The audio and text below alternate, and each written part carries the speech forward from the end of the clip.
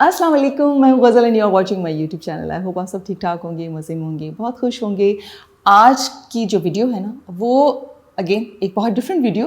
It's a short film उन सारे लोगों के लिए जो अरेंज मैरिजेस के थ्रू जब करने के लिए, और लड़कियां जो पसंद करने के लिए जाते हैं अपने किसी रिश्तेदार के लिए, अपने फ्रेंड्स के लिए, अपने भाइयों के लिए, तो वो वहाँ पर जाकर क्या क्या कुछ कह रहे होते हैं, जिनका नतीजा फिर क्या निकलता है। आज की ये मज़ेदार सी शॉर्ट फिल्म आपको बताएगी कि ऐसा नहीं करना है। रिश्तास आर नॉट फॉर सेल।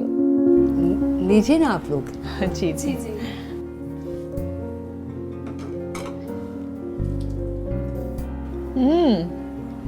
मेरे समोसे तो बहुत टेस्टी हैं। ये हमारे इलाके के मशहूर समोसे वाले से लेके हैं। यहाँ पर लोग दूर दूर से आते हैं समोसे लेने के लिए।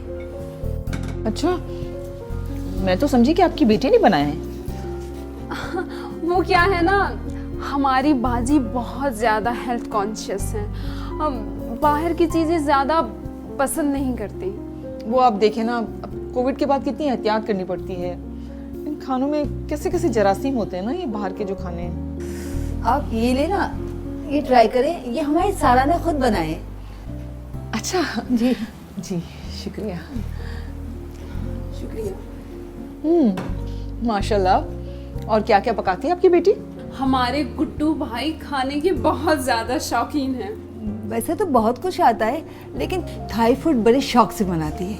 वो हमारे गुड्डू भाई को ना देसी खाने बहुत पसंद हैं। वो जैसे बिरयानी, निहारी और पाए। तो गुड्डू की सेहत भी तो इसीलिए ऐसी बनी है। बिल्कुल, हमारे गुड्डू भाई लाखों में एक हैं। आपकी बेटी को बेकिंग आती है ना? ऑफ कोर्स आप ही, बेकिंग तो आजकल हर लड़की को आती है। और वैसे भी कोविड के दिनों में लड़कियां टिकटॉक पर यही तो डाला करती थी। लेकिन मेरी बेटी का तो टिकटॉक पे तो कोई अकाउंट ही नहीं है। इसका मतलब आपकी बेटी को बेकिंग नहीं आती? नहीं, थोड़ी बहुत तो आती है। केक सबसे अच्छा बना लेती है। हमारे गुड्डू को तो मीठा बहुत ही ज्यादा पसंद है। चलो, गुड्डू केक से काम चला लेगा। तो आप भी अपने गुड्डू भाई के बारे में कुछ बताइए। उनके क्या क्या शौक हैं? हर चीज का शौक है उसको। फूल तो उसको इतने पसंद हैं, और हमारा माशाल्लाह से बागीचा भी इतना बड़ा है। पहले तो माली हुआ करता था, पर माली दिल से काम नहीं करता था। गुड्डू ने भी निकाल दिया उसको। सादा को फूल भी बहुत पसंद है। तो बस ठीक है, अब आपकी बेटी ख्याल रखेगी हमारे गार्डन का, है ना? हाँ, वैसे आपकी बेटी को इस्त्री तो आती होगी ना? मतलब? वो क्या है ना, हमारे गुड्डू भाई को धोबी की इस्त्री अच्छी नहीं लगती।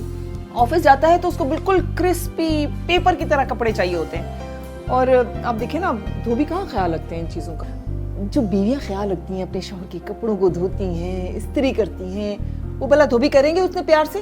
नहीं करेंगे ना। आपने वो एड्स नहीं देखे वॉशिंग पाउडर के?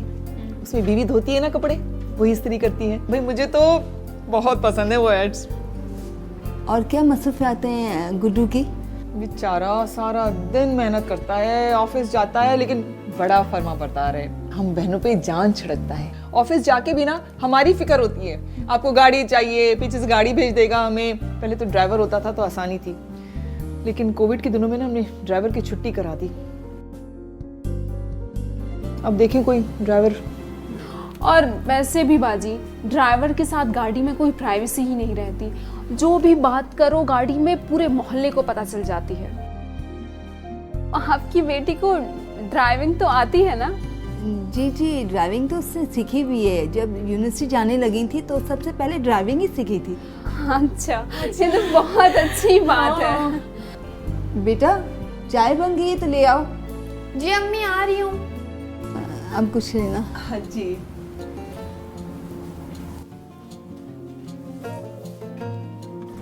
क्यों बेटा, चाय नहीं लाई आप?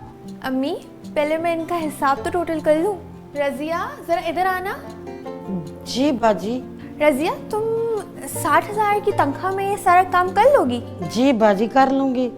और इतनी तनख्वाह मुझे कौन देगा? गुड्डू। और कौन? गुड्डू क्यों देगा भाई? अरे मुझे तो लगा आप लोगों को गुड्डू के लिए दुल्हन नहीं, कोई मुलाजमा चाहिए। क्या मतलब? अब बावर्ची, ड्राइवर और माली और धोबी के तो यही रेट्स हैं। क्या मजाक है ये? और हमारी रजिया तो वैसे भी डबल वैक्सीनेटेड है। चलो बहुत हो गया। अरे कहाँ चली? इतना काफ़ी है। कॉफी नहीं, चाय बन रही है। चलो।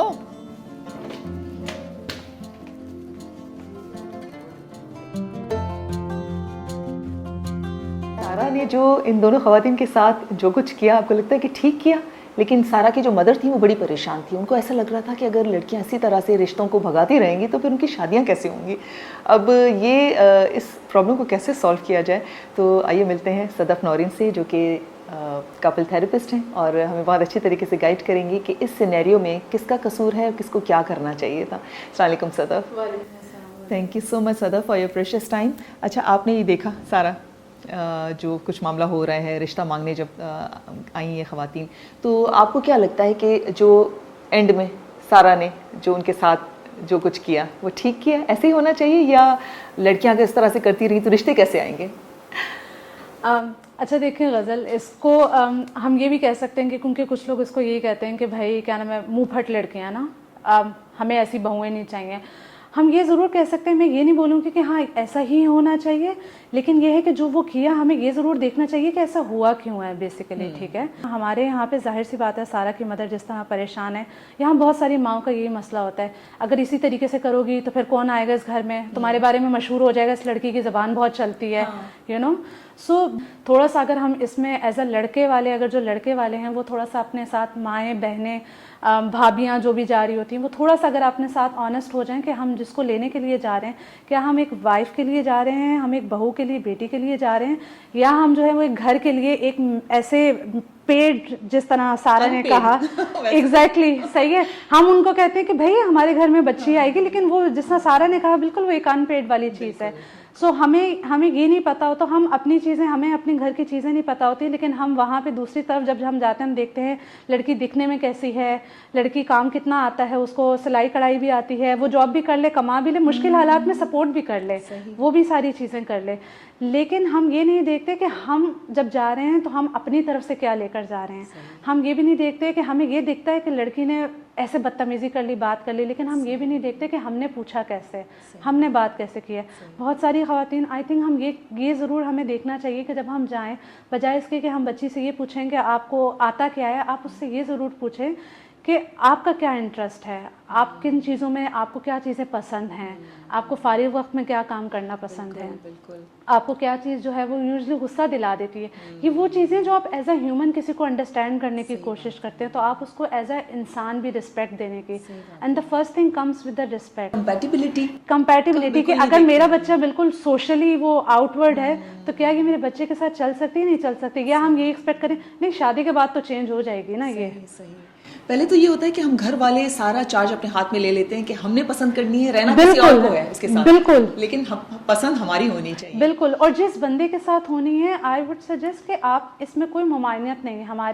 हमारे रिलीजन में भी है कि अगर ठीक है आप लोग बैठे हुए हैं, बैठ के बात कर लें, वो दो लोग एक दूसरे से बात कर लें, उनको थोड़ा बहुत, हम किसी इंसान को पूरा नहीं जज कर सकते, लेकिन एटलीस्ट ये ज़रूर पता चल जाएगा कि मैं जो सोचता हूँ क्या वो बंदी वही सोचती है, नहीं सोचती। या अगर मुझे लेट्स सपोज रिश्तेदारों से मिलना जुलना पसंद है, अगले बंदे को हो सकता है रिश्तेदारों से मिलने जुलने में घबराहट होती है। अच्छा सदफ, इसमें ये थोड़ा सा बताएं कि जो मदर्स हैं उनका क्या रोल होना चाहिए, उनको कैसे बिहेव करना चाहिए अगर वो देख रही हैं कि उनको ह्यूमिलेट किया जा रहा है, एक लड़की को पसंद करके उसको फिर रिजेक्ट करके चले जाते हैं 10 दफ़ा, उससे हमारी बच्चियों का भी कॉन्फिडेंस बहुत ख़राब होता है, सेल्फ एस्टीम बहुत उनकी बहुत, तो कैसे वो मदर्स। अच्छा, इसके अंदर आपने बहुत अच्छी बात कही है गज़ल। उसमें क्या होता है कि पेरेंट्स यूजुअली अनफॉर्चुनेटली हमने देखा है कि बच्चियों को ब्लेम करना शुरू कर देते हैं, और पेरेंट्स खुद इस ऑब्वियसली वो चाहते नहीं हैं, लेकिन वो जो एक रिश्तेदारों की बातें सारी चीज़ें, वो खुद डीप डाउन इतने एट टाइम्स डिप्रेशन में भी चले जाते हैं। इससे होता क्या है कि जो बच्चियाँ होती हैं वो भी डिप्रेशन में चली जाती हैं। तो पहली चीज़ तो ये कि कभी भी आप रिश्तेदारों के सामने या जो भी रिश्ता लेने के लिए आए, उनके सामने अपने बच्चियों को आप झड़कें नहीं, उनको आप एकदम से, क्योंकि जाहिर सी बात है कि वो बच्ची आपकी है और आप उनके सामने जो है वो उस बच्ची को लेट डाउन कर रहे हैं, तो ऑटोमेटिकली वो बच्ची भी रिबेलियस हो जाती है। दूसरी चीज़ ये कि कोई भी अगर ऐसी चीज़ है जो भी हो रही है, आप बाद में बच्ची से बात भी करेंगे, ठीक है हो सकता है हम इस मैटर को इस तरीके से नहीं, बेटा इस तरीके से भी डील कर सकते थे, मगर ये सिर्फ ये सोचना कि अगर इसके बाद कोई रिश्ता नहीं आएगा, सो ये एक बेसिकली आप खुद भी अपने आप को उस एक बंद गली में लेकर जा रहे हैं और आप अपने बच्चियों को भी उस बंद गली में लेकर जा रहे हैं, जिसका इम्पैक्ट आपके ऊपर तो होगा ही होगा, सोशली भी और इमोशनली भी उस बच्ची के ऊपर भी क्या इम्पैक्ट पड़ेगा कि हाँ सारा फॉल्ट मेरा ही है। तो आप अगर इन दी एंड बस मैं एक बात ये करना चाहूँगी कि फिर अगर आप एक चीज़ उस वक्त आप एक गलत चीज़ को जो है वो गलत नहीं कहेंगे, फिर ये वही मसले मसाइल होते हैं जो शादी के बाद आना शुरू होते हैं। बात है। बिल्कुल आपने सदफ बहुत अच्छी बात कही कि शुरू में जो आपको प्रॉब्लम्स बहुत बड़े नज़र आ रहे हैं, आप उनको निगलेक्ट ना करें और अपनी बच्चियों पे ट्रस्ट करें, उनको उनकी एजुकेशन पे ध्यान दें, उनको इतना अपने सेल्फ सफिशिएंट बनाएं, अपने पैरों पे खड़ा करें कि आपको ये ना लगे कि बच्चियाँ आपके लिए बोझ हैं। बच्चियाँ बोझ नहीं होती हैं, वो एक पूरा इंडिविजुअल एक पूरा एक इंसान होती हैं, उसकी अपनी सोच समझ पसंद नापसंद सब कुछ होती है। तो मेरे ख्याल है कि इस मामले में बच्चों पे कॉन्फिडेंस रखना चाहिए और बिल्कुल अगर आपको कोई ह्यूमिलेट करे तो उसको से नो उनको बर्दाश्त नहीं करना चाहिए। Thank you so much. Thank you. तो कैसी लगी आपको ये आज की शॉर्ट फिल्म रिश्ता नॉट फॉर सेल? मुझे कमेंट में ज़रूर बताइएगा। अपना ख्याल रखिएगा, इसी तरह से मज़े मज़े की वीडियोस जो मैं आपके लिए बनाती रहूँगी और बहुत जल्द मिलेंगे ज़बरदस्त वीडियो के साथ। अल्लाह हाफ़िज़।